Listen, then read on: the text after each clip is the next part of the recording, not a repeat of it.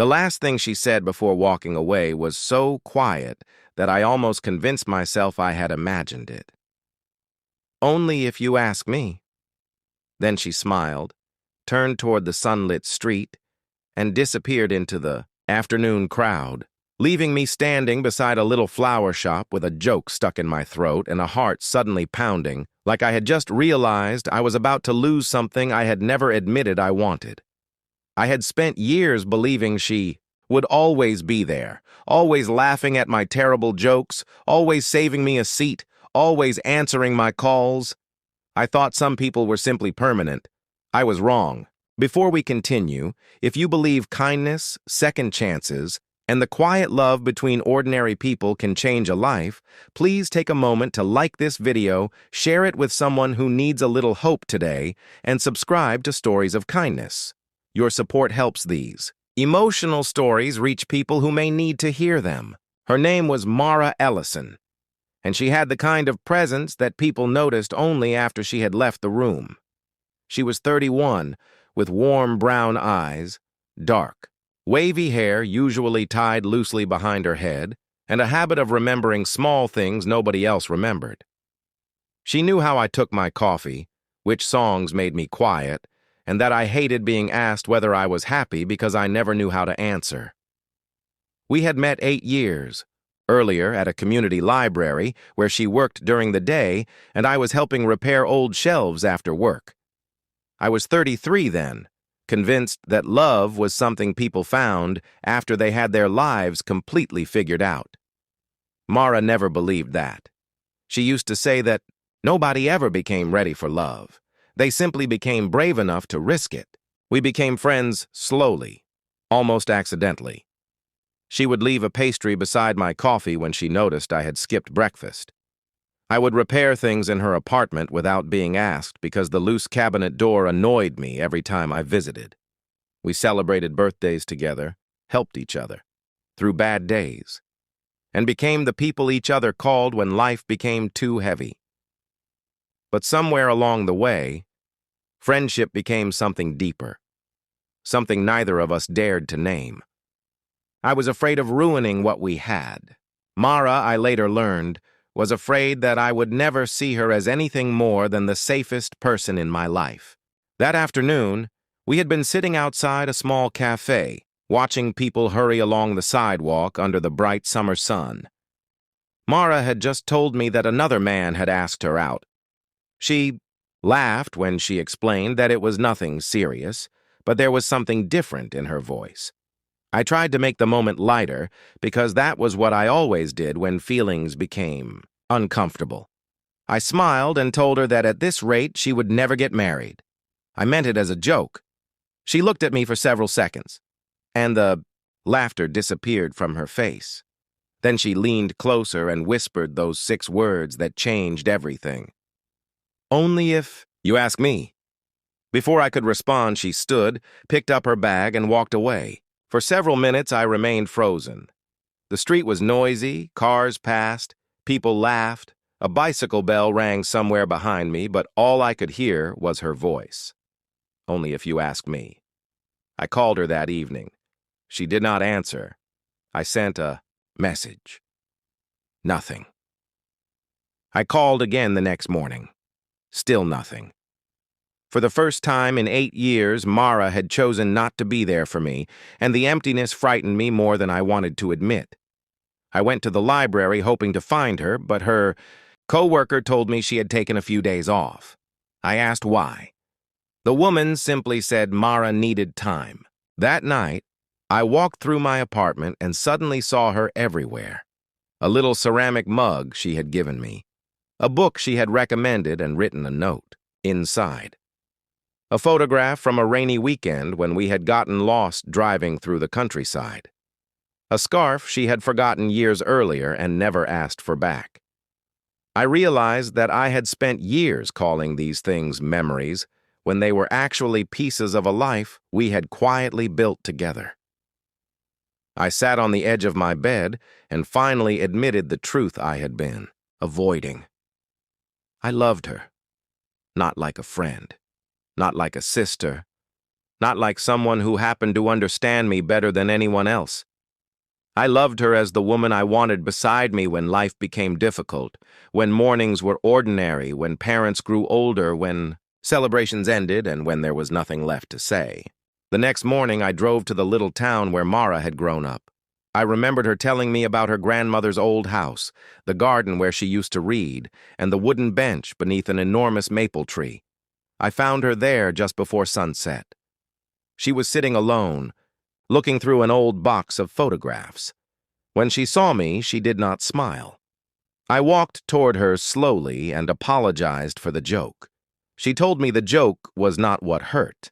What hurt was that she had finally gathered enough courage to tell me the truth, and I had stood there looking confused. She explained that she had loved me for years. She had waded through every relationship I almost started, every woman I dated briefly, every time I said I was not ready. She had convinced herself that friendship was enough because having me in her life was better than losing me completely. But that afternoon, when I joked about her never getting married, something inside her broke. She realized she could not spend another year waiting for a man who might never understand what was standing directly in front of him. Then she said something that hurt more than anything else. She told me she had accepted a job in another city and planned to leave within the week. The world seemed to become very quiet. I wanted to tell her not to go, but I had no right to ask her to stay after years of giving her uncertainty. So instead, I sat beside her and told her the truth. I told her I had been afraid. Afraid that if I confessed my feelings and she did not feel the same, I would lose my best friend. Afraid that love would change everything. Afraid that I was not good enough for someone as kind as her. Mara looked at me and said that fear had already changed everything. It had simply taken me longer to notice. I drove home that evening with tears in my eyes, realizing that sometimes the people we love do not leave because they stopped caring. Sometimes they leave because they cared for too long without receiving an answer. The next morning, I made the decision I should have made years earlier. I went to her apartment, but she was already gone. Her neighbor told me she had left for the train station. I ran back to my car and drove across town as fast as I safely could. I reached the station just as the train announcement echoed through the building. I saw Mara standing near the platform with one suitcase beside her. She looked surprised when she saw me. I was out of breath, my shirt untucked, my hair disheveled, and my heart racing. I had no perfect speech prepared, no flowers, no grand gesture, just the truth. I told her that I loved her. I told her I had loved her for longer than I understood, and that I was sorry it had taken the possibility of losing her to make me brave enough to say it. Mara stared at me with tears gathering in her eyes. She asked whether I was saying it, because I was afraid she was leaving. I told her no. I was saying it because I finally understood that staying silent was not safety. It was surrender. I told her I did not want to promise some perfect future because nobody could promise that. I only wanted the chance to build an imperfect life with her, one ordinary morning at a time. The train whistle sounded in the distance. Mara looked at her ticket, then at me. For one heartbreaking second, I thought she would leave. Instead, she stepped forward and placed her hand in mine. She told me that she had already spent enough years waiting for me to become brave, and she was not going to make the decision easy. If I wanted her, she said, I would have to prove that I meant what I was saying. So I did.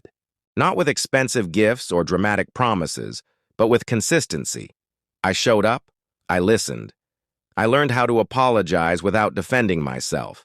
I remembered the things that mattered to her. When she moved for her new job, we visited each other every weekend until the distance became unbearable, and then I made the decision to move closer. Months later, beneath the same maple tree where she had once told me goodbye, I asked her the question she had been waiting years to hear. She cried before answering, then she said yes. We married quietly the following spring. There were no television cameras, no extravagant ballroom, no mountain of flowers. There were just family members, a few close friends, warm sunlight, and two people who had finally stopped running from what they felt. Years later, Mara would sometimes tease me about the afternoon when I joked that she would never get married. Whenever she did, I would smile and tell her that was the worst joke I had ever made. She would laugh and say it was also the joke that finally taught me how to tell the truth. Their life was not perfect.